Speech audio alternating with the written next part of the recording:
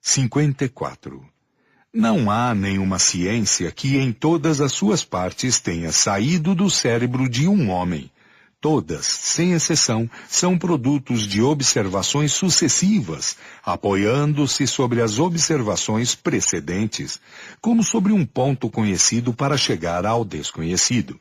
Foi assim que os espíritos procederam com o espiritismo, por isso seu ensinamento está graduado.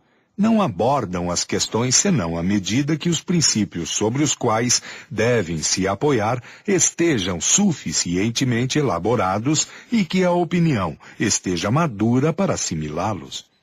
Há mesmo que se notar que todas as vezes que os centros particulares quiseram abordar questões prematuras, não obtiveram senão respostas contraditórias, não concludentes.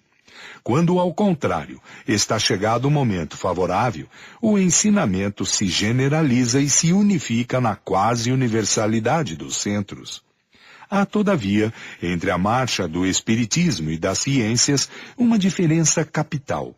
Estas não atingiram o ponto onde chegaram, senão depois de longos intervalos, ao passo que bastaram alguns anos ao espiritismo, se não para atingir o ponto, pelo menos para recolher uma soma de observações bastante grande para constituir uma doutrina. Isso deve-se à multidão incalculável de espíritos que, pela vontade de Deus, se manifestaram simultaneamente, trazendo cada um o contingente dos seus conhecimentos. Disso resultou que todas as partes da doutrina, em lugar de serem elaboradas sucessivamente durante vários séculos, o foram quase simultaneamente em alguns anos, que bastaram para agrupá-las e para delas formar um todo. Deus quis que assim fosse, primeiro para que o edifício chegasse mais depressa ao topo, em segundo, porque se pôde, pela comparação, ter um controle, por assim dizer, imediatamente e permanente na universalidade do ensinamento, cada parte não tendo valor e autoridade, senão pela sua conexão com o conjunto, todas devendo harmonizar-se e encontrar o seu lugar na ordem geral e chegar cada uma a seu tempo. Não confiando a um único espírito o cuidado da promulgação da doutrina, Deus quis, por outro lado, que o menor como o maior entre os espíritos e entre os homens levasse sua pedra ao edifício, a fim de estabelecer entre eles um laço de solidariedade cooperativa, que faltou a todas as doutrinas saídas de uma única fonte. De outra parte, cada espírito, assim como cada homem, não tendo senão uma soma limitada de conhecimentos, individualmente não estavam habilitados a tratar, ex-professo, as inumeráveis questões nas quais toca o espiritismo. Eis, igualmente, porque a doutrina para cumprir os objetivos do Criador não poderia ser obra de um único espírito, nem de um único médium. Não poderia sair senão da coletividade dos trabalhos controlados uns pelos outros. Nota. Ver em O Evangelho segundo o Espiritismo, Introdução, página 6, e Revista Espírita, abril 1864, página 90.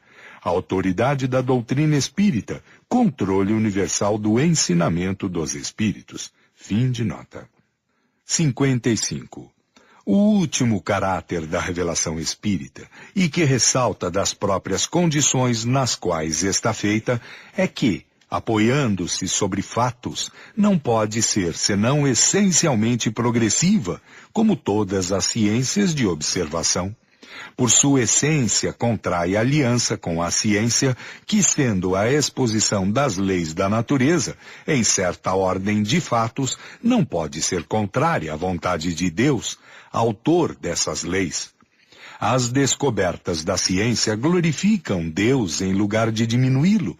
Elas não destroem senão o que os homens estabeleceram sobre as ideias falsas que fizeram de Deus. O Espiritismo não coloca, pois, como princípio absoluto, senão o que está demonstrado como evidência, ou que ressalta logicamente da observação. tocando em todos os ramos da economia social, às quais presta o apoio de suas próprias descobertas, assimilará sempre todas as doutrinas progressivas, de qualquer ordem que sejam, chegadas ao estado de verdades práticas e saídas do domínio da utopia. Sem isso, se suicidaria, cessando de ser o que é, mentiria à sua origem e ao seu fim providencial. O Espiritismo, caminhando com o progresso, não será jamais ultrapassado, porque se novas descobertas lhe demonstrarem que está em erro sobre um ponto, modificar-se-á sobre esse ponto. Se uma nova verdade se revela, ele a aceita. 2. Nota. Diante de declarações tão claras e tão categóricas como as que estão contidas neste capítulo, caem todas as alegações de tendência ao absolutismo, à autocracia dos princípios, todas as falsas assimilações que pessoas prevenidas ou mal informadas prestam à doutrina. Estas declarações, aliás, não são novas. Nós as temos repetido bastante em nossos escritos para não deixar nenhuma dúvida a esse respeito. Elas nos assinalam, por outro lado, o nosso verdadeiro papel, o único que ambicionamos, o de trabalhador. Fim de nota. 56. Qual a utilidade da doutrina moral dos espíritos, uma vez que não é outra senão a do Cristo? O homem tem necessidade de uma revelação e não pode encontrar em si mesmo tudo o que lhe é necessário para se conduzir.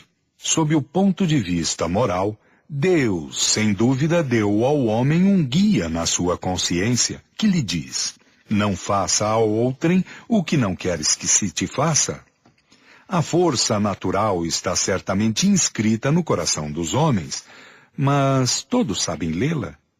Nunca desprezaram seus sábios preceitos? Que fizeram da moral do Cristo? Como a praticam aqueles mesmos que a ensinam?